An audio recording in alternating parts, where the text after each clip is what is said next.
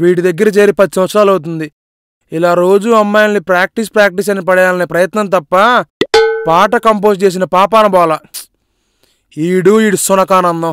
ఒక పక్క singers waiting, మరో పక్క ప్రొడ్యూసర్ వెయిటింగ్.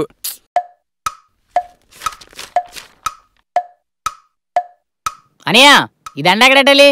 ఒరే సార్ వచ్చే టైం అయింది. ఆయన రాగానే దండం పెట్టాల్సి నువ్వే. ఇటు పక్కన నుంచో. వీడు పాడి బెట్ట ఇప్పుడు వస్తాడు ఏదో మహోడు. మ్యూజికల్ మోనార్క్ మన్మథరావుకి జై. జై హో సౌండ్ వస్తుంది. ఇడిచే కొమ్మ తీసి. అరే ఆయన వచ్చా రెడీగా ఉంటా. మన్మథరావుకి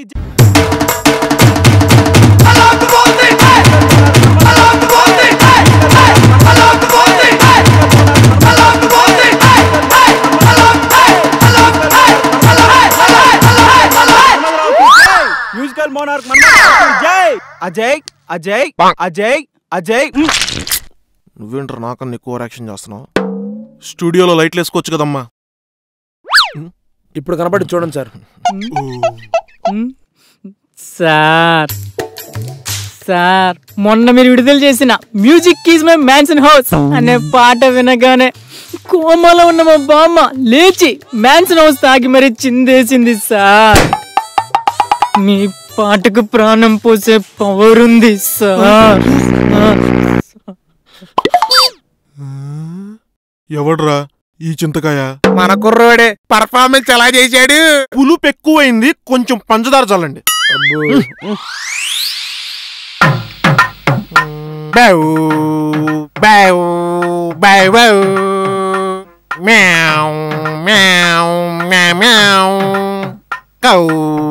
సార్ మన నెక్స్ట్ సినిమా ఆడిషన్స్ చింపద్దు చిరిగిపోద్దికి సింగర్లు వచ్చారు, పిలవమంటారా? శృతులా లేక తాళాలా? ఏమండోయ్, శృతులంటే అమ్మాయిలు, తాళాలంటే అబ్బాయిలు అంతేనండి. అన్ని శృతులే సార్. మరింకే ప్రవేశపెట్టు, మొదలెడదాం భజన. Okay sir.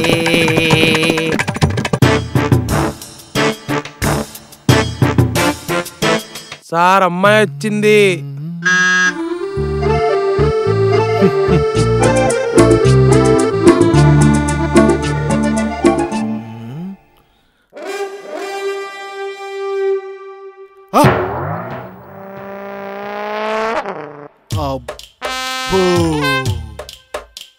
గజకేసరి పాడు.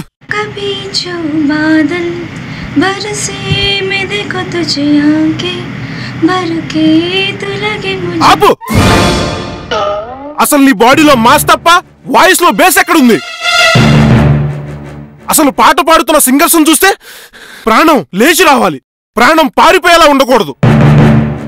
నువ్వు పాట మీద పెట్టే ఇంట్రెస్ట్ నీ పర్సనాలిటీ మెయింటైన్ చేయటంలో పెట్టు. కనీసం పాపులర్ అన్న అయిపోతావు.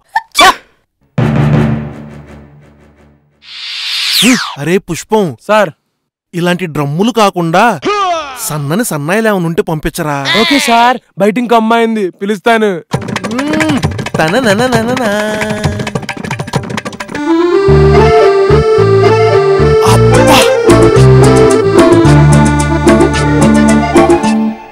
సార్ ఎలా ఉంది?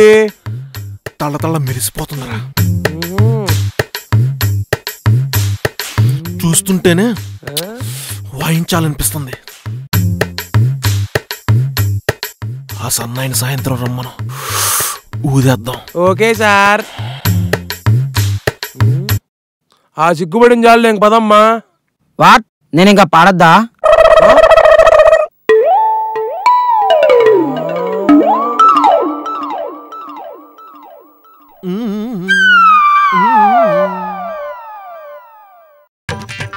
అమ్మాయి అందంగా ఉంటే చాలు, వీడికి వాయిస్ కి ఫిల్టర్ లేసి మరి వాడేస్తాడు. ఇయ్యాదావా, నీలాంటి వాళ్ళనే అమ్మా మా సారు సెలెక్ట్ చేసుకునేది. అవును, నువ్వు సింగర్ అవటం కోసం ఎలాంటి కష్టాలన్నా పడతావా అమ్మా?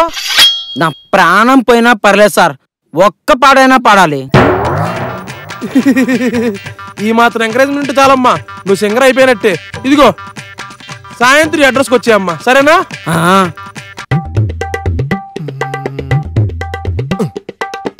సార్ మీరు చూరిస్తే లిరిక్స్ రాయడానికి శాస్త్రి గారి దగ్గర పంపాలి.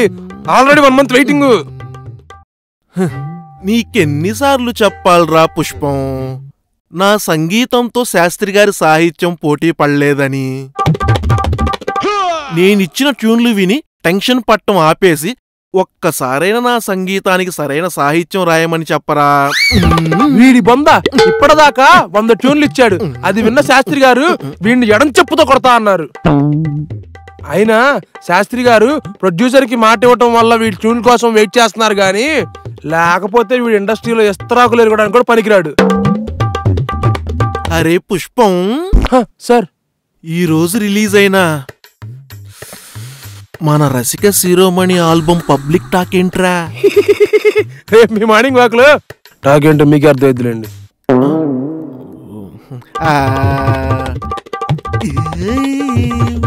సార్, మీరు కొత్తగా కంపోజ్ చేసిన జానీ వాకర్తో జోలాలి సినిమాలో పాటలు వినిపించరా?